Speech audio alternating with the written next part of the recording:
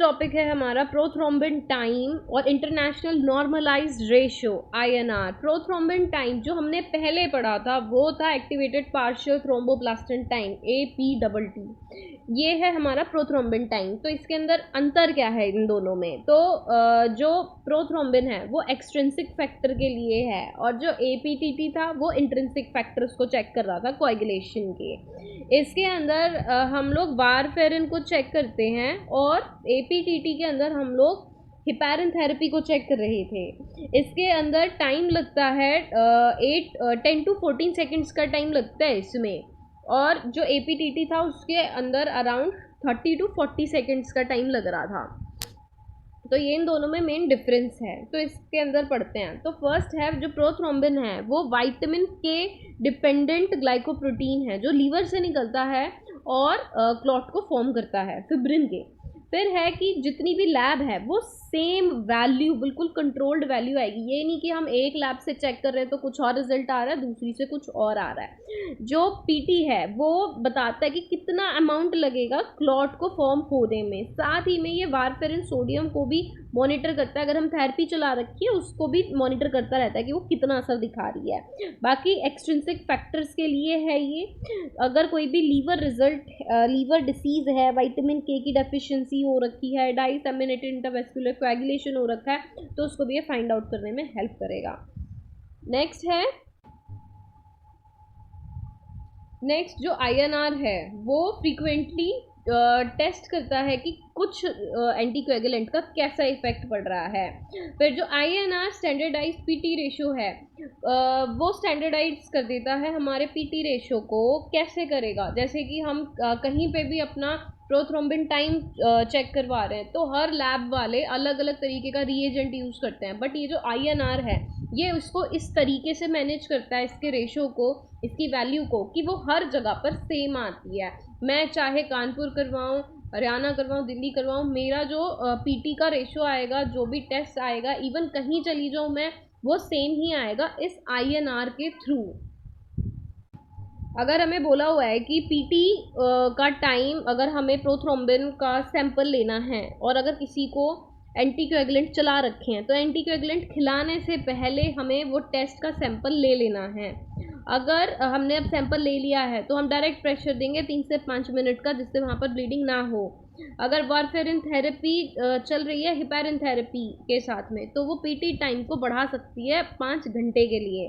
Diet में हम green leafy vegetables देंगे जिससे कि एब्जॉर्प्शन बढ़ जाएगा विटामिन के का, जिसकी वजह से जो प्रोथ्रोम्बिन टाइम काफ़ी ज़्यादा बढ़ा हुआ है, क्लॉट जम के नहीं दे रहे, वो जल्दी जमना शुरू हो जाएंगे थोड़ा। ओरल एडमिनिस्ट्रेशन अगर हम कर रहे हैं एंटीकोएगुलेंट का तो उससे क्या होएगा कि 1.5 से लेके 2 मिनट तक का जो टाइम है वो लग जाएगा उसमें क्लॉट फॉर्मेशन होने में। नॉर्मल रेफरेंस इंटरवल दे रखा है PT के लिए 11 से 12 सेकेंड्स का टाइम है और INR है हमारा 0.81 से लेके 1.20। बेस्ट अब इन्होंने बताया हुआ है कि अगर हम PT और INR का टेस्ट कराते हैं और वो एलिवेट आ जाए, बढ़े हुए हैं, तो इसका मतलब डेफिशिएंसी होगी है एक या एक से ज़्यादा factor number 1, 2, 5th, 7th, 10th की, या फिर कोई लीवर डिसीज हो रखा है, विटामिन के की डेफिशिएंसी है, या फिर वारफेरिन थेरेपी चल रही है उस पेशेंट की। नेक्स्ट की पॉइंट में दे रखा है अगर हम वारफेरिन थेरेपी पे हमने चला रखा है पेशेंट को और या फिर पेशेंट जो है उसकी वैल्यू 25 सेकंड से ज़्यादा इंक्रीज़ आ रही है PT की और INR की 3 से ज़्यादा बढ़ी हुई आ रही है, तो हम या फिर पेशेंट कोई भी वारफेरिन थेरेपी पे चल रहा है तो तुरंत ही हमें इनिशिएट करना है ब्लीडिंग प्रिकॉशंस को एकदम। नेक्स्ट टॉपिक है हमारा प्लेटलेट काउंट। प्लेटलेट जो है वो हमारा हीमोस्टैटिक प्लग बनाती है और ये जितना भी क्लॉट है उनको जितने भी क्लॉट है उनको बनवाती है। कोएगुलेशन फैक्टर को एक्टिवेट करवाती है। ये हमारे बोन मैरो से प्रोड्यूस होती है और हीमोस्टेसिस कराती है। पॉइंट थर्ड है हमारा नॉर्मल रेफरेंस कितना होता है प्लेटलेट का, वो होता है 1.5 लाख से लेके 4 लाख तक। अब ये किस किस सिचुएशन में इंक्रीज हो सकती हैं? अगर इन्फेक्शन है, क्रॉनिक ग्रैनुलोसाइटिक ल्यूकेमिया है तब ये बढ़ जाता है, और अगर एक्यूट ल्यूकेमिया है तो ये डिक्रीज हो जाता है प्लेटलेट उसमें। क्रॉनिक पेनक्रियाटाइटिस हो रखा है, सिरोसिस, कोलाजन डिसऑर्डर है, पॉलीसाइथीमिया हो रहा है, पोस्ट स्प्लिनेक्टमी है, या तो फिर हम बहुत ही ज़्यादा ठंडे वेदर में रह रहे हैं, ऐसी कंडीशन में हमारी प्लेटलेट इंक्रीज हो सकती हैं। अब ये डिक्रीज किस कंडीशन में होंगी?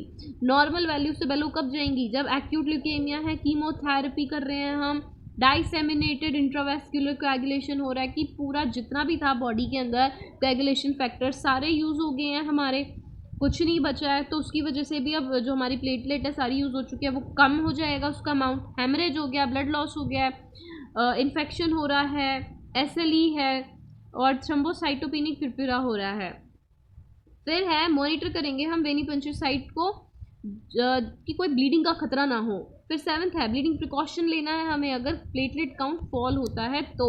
फिर यहाँ पर कुछ यहाँ पे की पॉइंट्स बता रखा है कि हमें प्लेटलेट काउंट को बहुत ही ध्यान से मॉनिटर करना है। अगर किसी पेशेंट का कीमोथेरेपी चल रहा है नहीं क्योंकि उसको रिस्क है थ्रोम्बोसाइटोपिनिया होने का, प्लेटलेट का ड्रॉप होने का उसको खतरा है कि प्लेटलेट ड्रॉप हो जाएगी, और या फिर हम कोई भी इन्वेसिव प्रोसीजर कर रहे हैं जैसे कि लीवर बायोप्सी ले रहे हैं हम, और कोएगुलेशन स्टडीज़ जो हैं वो ज़रूर होनी चाहिए किसी भी इन्वेसिव प्रोसीजर के होने से पहले, या फिर प्लेटलेट काउंट जो है वो ज़रूर हमें चेक करना चाहिए। नेक्स्ट टॉपिक है हमारा HB एंड हेमाटोक्रिट। इसमें सबसे पहले दे रखा है जो HB है हमारा हीमोग्लोबिन, वो सबसे ज़्यादा मेन कंपोनेंट है एरिथ्रोसाइट का, क्योंकि ये क्या कर रहा है ऑक्सीजन और कार्बन डाइऑक्साइड को कैरी कर रहा है।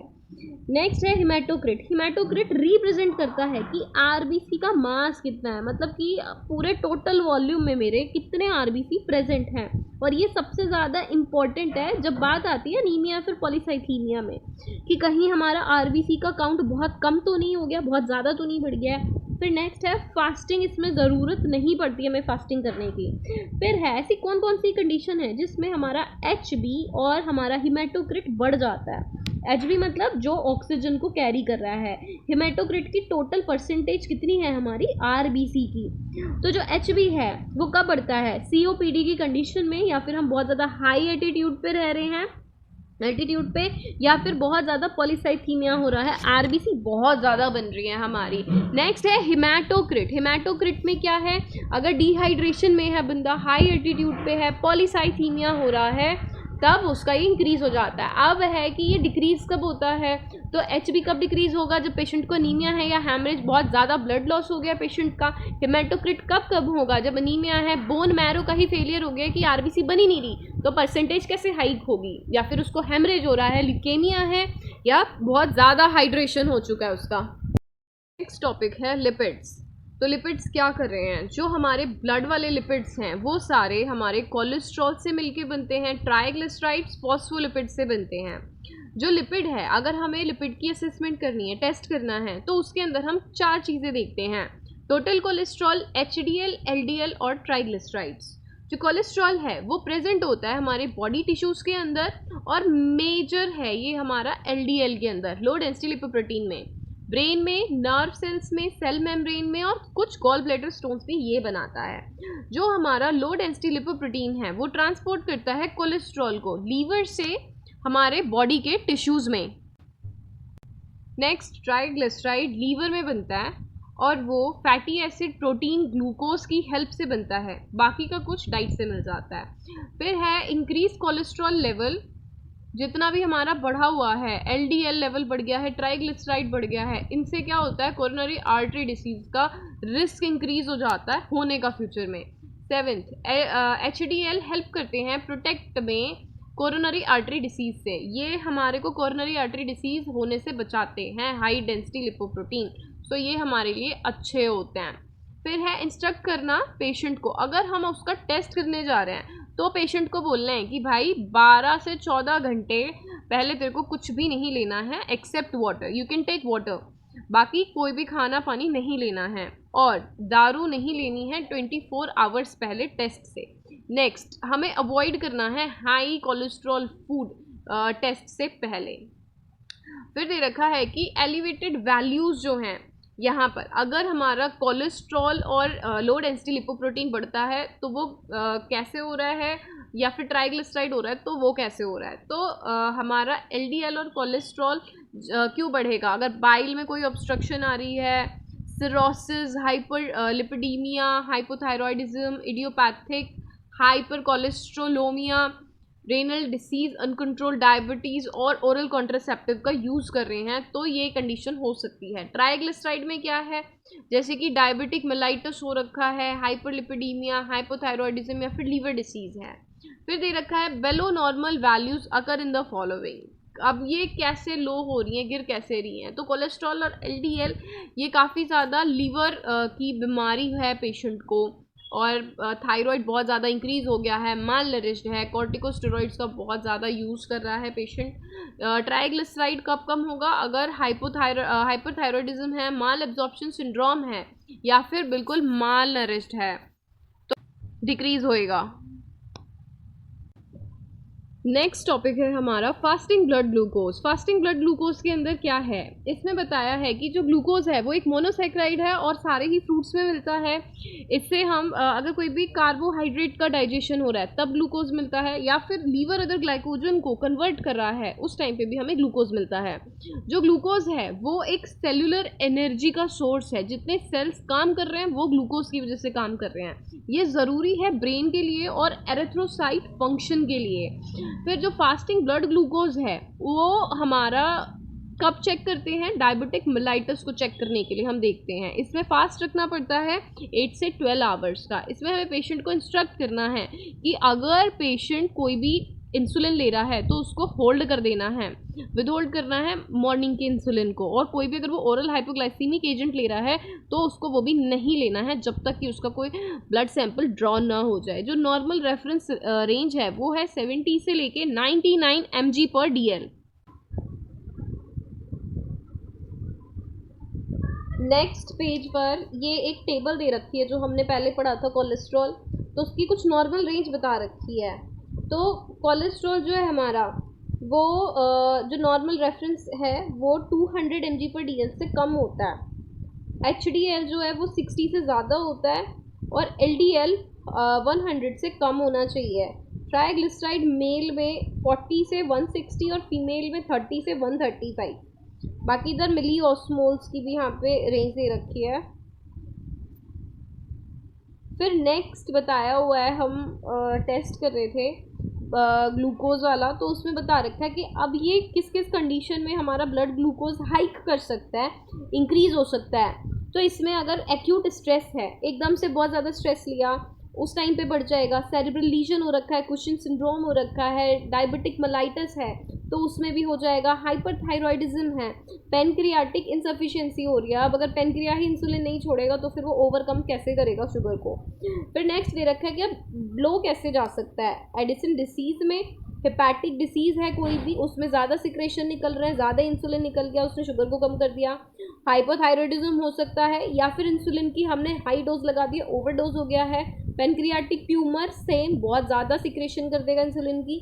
पोस्ट डंपिंग सिंड्रोम, किसी को पहले डंपिंग सिंड्रोम था जिसकी वजह से उसका खाना जो स्टमक है उसमें से बहुत ज़्यादा स्पीड से एम्प्टी होकर स्मॉल इंटेस्टाइन में पहुंच जाता है, तो ये कंडीशन किसी को लंबी रही, उसके बाद में उसको ऐसे लो शुगर की बीमारी हो सकती है कि उसको ऐसे शुगर लो चला जाए। नेक्स्ट टॉपिक है हमारा ग्लाइकोसाइलेटेड हीमोग्लोबिन HbA1c। इसके अंदर क्या है, जो हमारा ब्लड ग्लूकोज है कितना Hb से हमारा चिपका हुआ है, हीमोग्लोबिन से चिपका हुआ है, उसके बारे में बताते हैं। तो जो HbA1c है इसमें कोई भी फास्टिंग की ज़रूरत नहीं पड़ती और ये 3 से 4 महीने का रिजल्ट शो करता है।